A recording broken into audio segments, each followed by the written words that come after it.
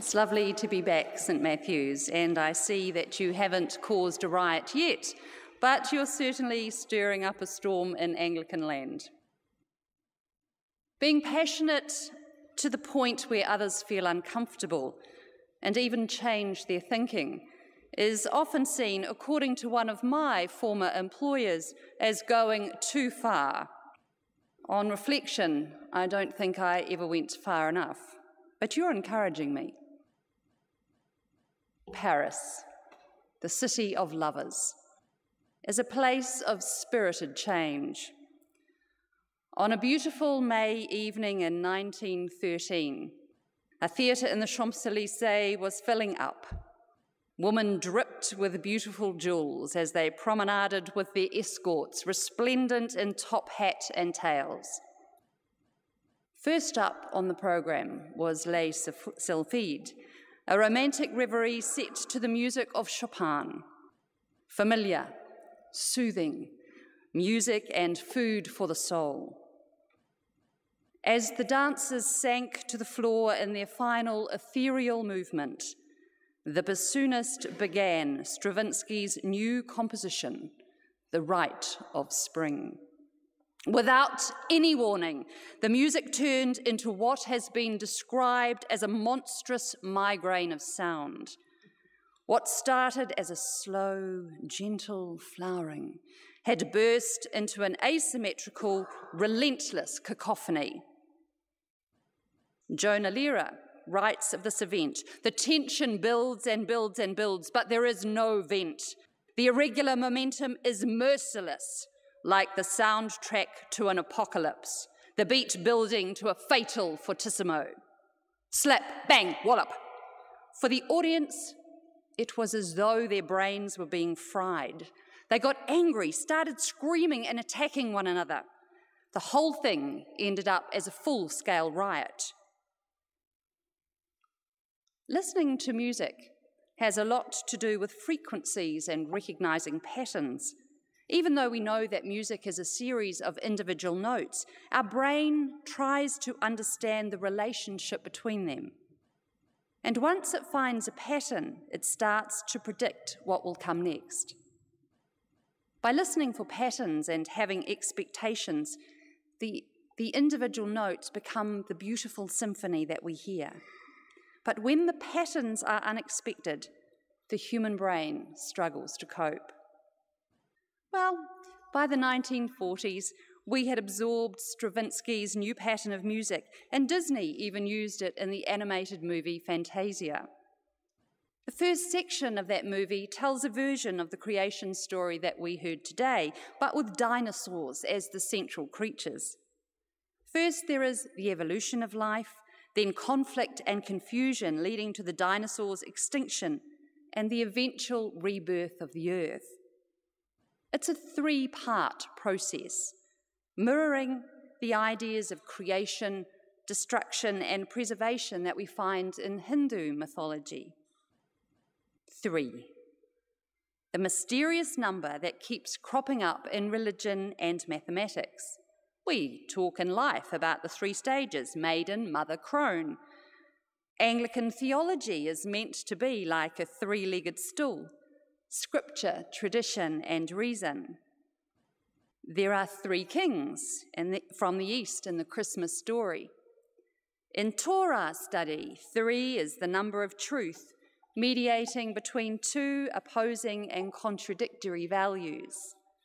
Buddhism has 3 jewels. Taoism has the Great Triad, and Christianity, our mysterious Holy Trinity. A mystery indeed, but no matter how much theology we think up around it, there is nothing particularly Christian about it, for the number 3 seems to be fundamental to just about everything. To complicate this more, in our 3-dimensional universe, the particles that constitute it are based on the 3rd or cube root of the speed of light. I don't even understand that, but it's weird and enticing all at the same time. Is 3 a familiar pattern that the brain has already memorised? Or is it implicit in our human building block, something we instantly recognise and connect with? Maybe part of the universal truth we are instinctively drawn to but don't really understand. Strangely enough, over the last 3 years, 3 significant things have happened in my life that have shocked me out of familiar patterns and given me a different perspective on the church and my life and just about everything. While I was a school chaplain, singing every day was part of my job. I eventually realised that music was resonating within me at a level beyond my understanding, so I went exploring. Now, despite having been refused entry to the junior church choir when I was 10, I packed that anxiety into my handbag and headed off to singing lessons. My world was transformed. I would have killed to get to singing at 4 o'clock on Tuesdays. Singing at that intensive level was the most integrating, energising, and healing factor in my life. Better than all the therapy and the angst and girly chats and crying into my vino that I had done for decades. So I started to wonder, if music was so healing, how come the church choirs were diminishing while people all over the world were gathering in flash mobs and civic choirs to sing their hearts out? Maybe people outside the church instinctively know that music gives us a clue to the symmetry of the universe. The second disruption in my life was to accompany my brother, who had been in a major motor vehicle crash and sustained a severe brain injury. Like always, when faced with challenges I don't understand, I start reading and exploring my new world.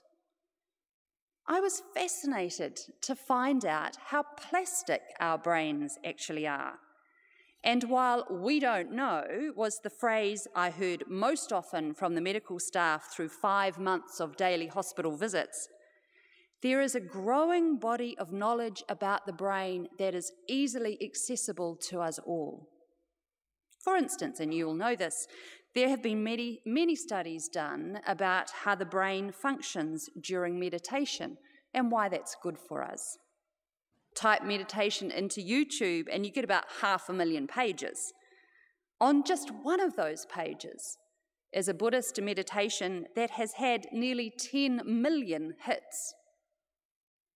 Despite this huge interest, few people are rocking up to church to ask what we can offer in this regard.